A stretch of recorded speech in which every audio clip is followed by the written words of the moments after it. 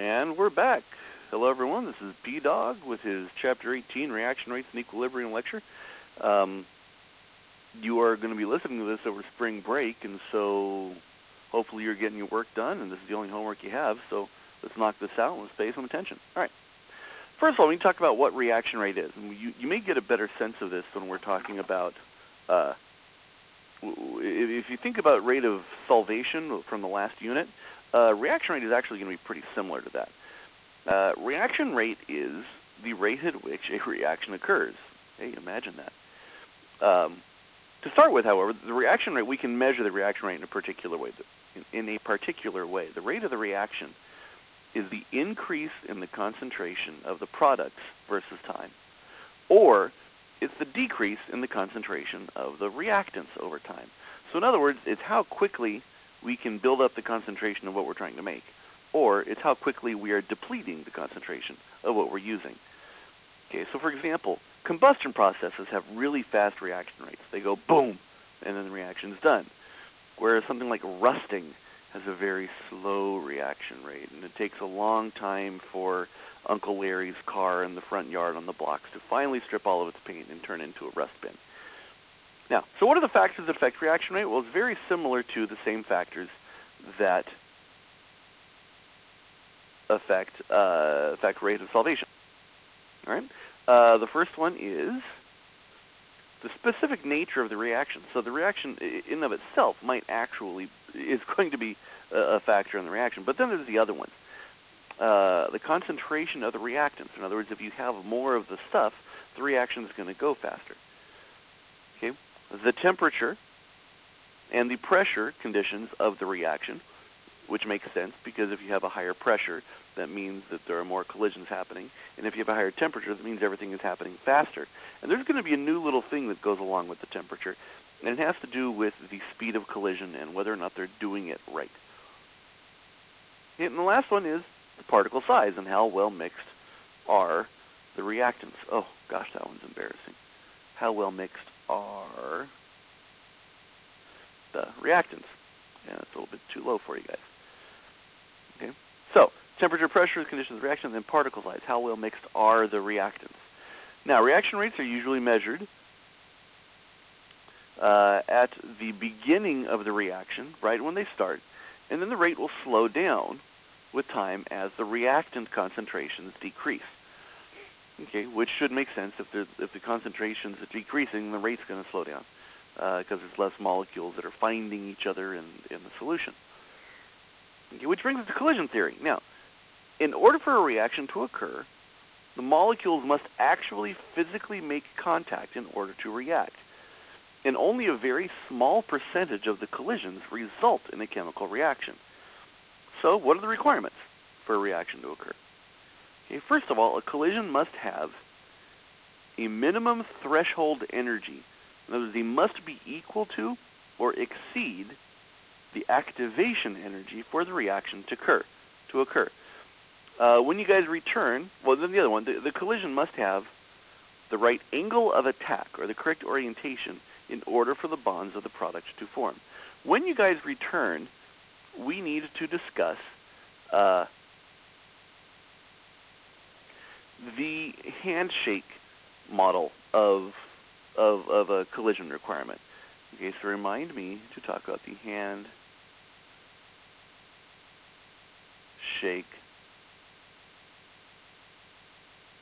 model of collision.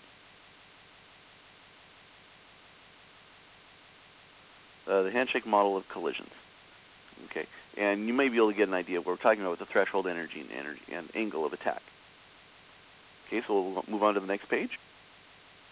Okay, and so if you note, without both of these requirements happening at the same time, no reaction is going to occur. So here's a question I want you to answer in your notes before you move on.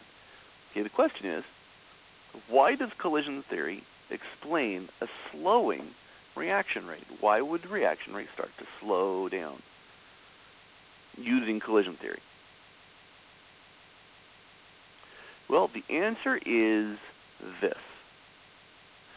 It's this, that decreasing concentrations of the reactants lead to fewer particles in the solution that are available to collide with each other.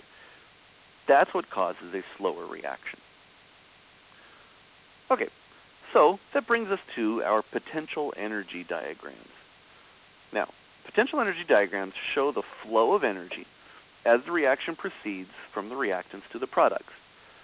Now, all reactions absorb energy as the bonds of the reactant are broken, and they release energy when the product bonds are formed. Okay, so they absorb energy to break the bonds of the reactants, and then they release energy again when the product bonds are formed. Now, sometimes, we'll get to that in a minute. There is an activation energy, which is a threshold energy. So the minimum amount of energy required to initiate the reaction. It's the energy required to break the reactant bonds to begin with. The activated complex is a transition state between the reactants and the products, and it's energy at the top of the hill. So if you can see down at the bottom of the page, we're going to start talking about this hill. And the hill at the bottom of your page, and that's, we'll talk about those parts here. So, the heat of reaction is called the enthalpy, okay, and it is the difference in energy of the reactants and products. So, if we have a change in enthalpy, it is a change in the heat for a reaction at the same pressure. All right, so a positive delta H indicates a net energy that is absorbed. And so if we have an increase, we go from our beginning to our finish. Okay, if we have a positive, then our reaction is going to be endothermic. And therefore, if we have a negative delta H, it indicates our net energy is going to be released, and the reaction is exothermic. So let's take a look at these pictures down here. This is it's on the bottom of your page here, but we're going to go to the next page because through the magic of the digital age, I actually have these pictures on the next page. And there we are. So let's label these parts right here. Okay, A over here, which is this dude right there. Okay, that is the energy of the reactants. That is how much energy, the potential energy the reactants have. Okay, B over here, okay, is the energy of the products. Okay, C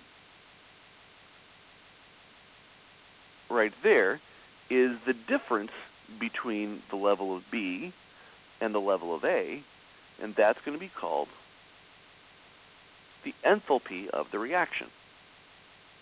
Okay, then we have letter D over here, and notice that D is the difference between where we start all the way up to the top of the hill. That hill right there, that is called the activation energy. This is the amount of energy that we have to gain in order to get over this hill. So we've gone through A, B, C, and D. And then up there at the very top, we have the, okay, where aren't you? There we go. We have the activated complex.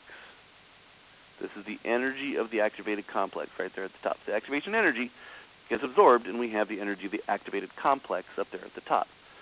Now, activation energies are always positive values, and delta H is negative for exothermic reactions, and is positive for endothermic reactions. So let's look at that for a minute. Okay, we have, it's always going to be products for delta H. Delta H will always be, let's scroll down here for a sec, delta H will always equal energy of the products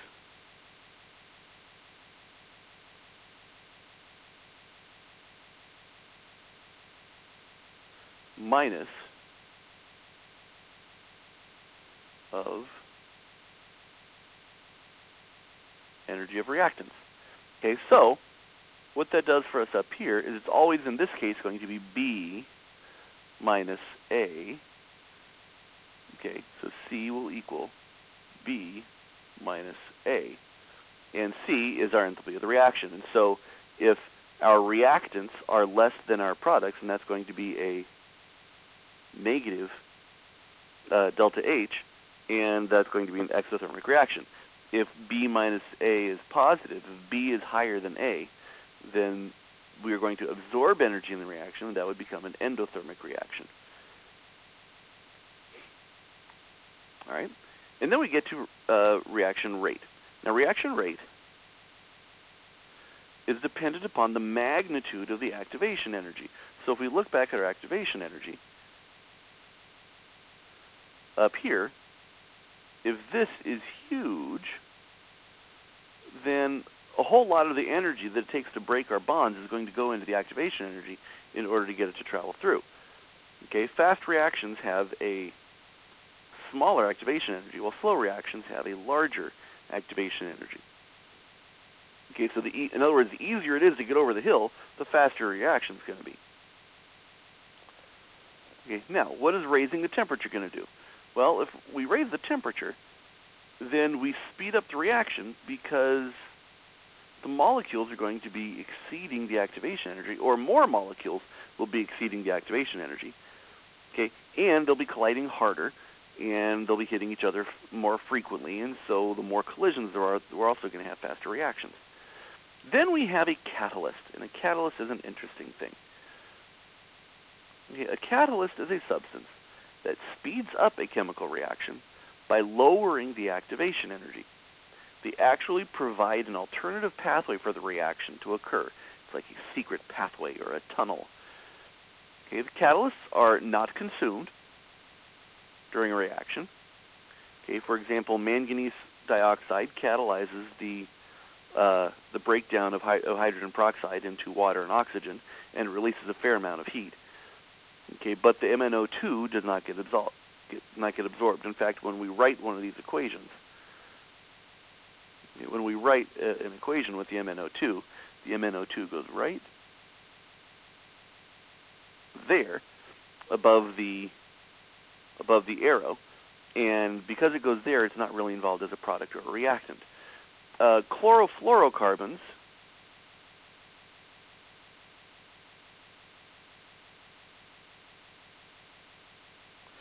also known as CFCs, which used to be in your grandma and grandpa's hairnet. It used to be as a propellant for aerosols until they were banned. They catalyze ozone depletion, and this is actually one of the first times that an environmental legislation, which was the banning of CFCs, has proven to be successful, and that we can actually do things to start to fix, to allow the Earth to start to heal itself, and that the ozone layer has actually started to replenish itself, and we no longer have the hole in the ozone layer like that we used to over Antarctica. Okay. Now, there's another kind of catalyst, which are enzymes, and these are biological catalysts in our body. If you've ever seen the starch, ever done the starch thing, or why you've ever taste the sweetness when you eat a starch, it's because you have an enzyme in your saliva called amylase, and that catalyzes starches into simple sugars. Okay. Then inside your stomach acid, you have pepsin and protease, and those catalyze proteins into amino acids, and then you have lipase, which catalyzes fats into fatty acids and glycerol. Bile is also an enzyme that helps to break down your fats. Okay, but I want to go back and I want to re-examine the idea of the catalyst here. All right, so let's try that again. Select that, and let's go this way with it there. That's much better, so it doesn't look so ugly. Then let's bring that to the front. Reorder, bring front. Reorder, bring to the top layer. There we go. Okay. So this is our, called the reaction coordinate. This is as time goes on. All right, our reaction, as we go on, this down here, these are our reactants.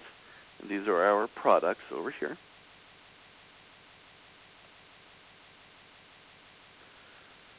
All right, as we are going forward, we have to climb over this hill in order for this reaction to occur. That's a long way to go, okay, for any normal reaction. However, if we have a catalyst, okay, if we have a catalyst, it comes in here, and it actually lowers this activation energy.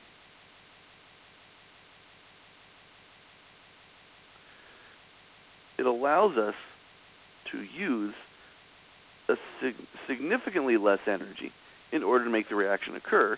The forward reaction energy is considerably less, okay, and allows our reaction to go forward to produce our products. Now, catalysts catalyze the reaction in both directions, so it could go this way or it could go this way. But what this does is this allows for something that would really never happen with a huge activation energy to drop, and allows the reaction to happen much more frequently, rather than not at all. So let's clean this up here. Okay, well, anyway, that's going to take us to our next page. Okay, and there's our reaction coordinate. And that's really it for 18.1. So we will stop there, and 18.2 will be on the next video, and we'll see you guys on the flip side.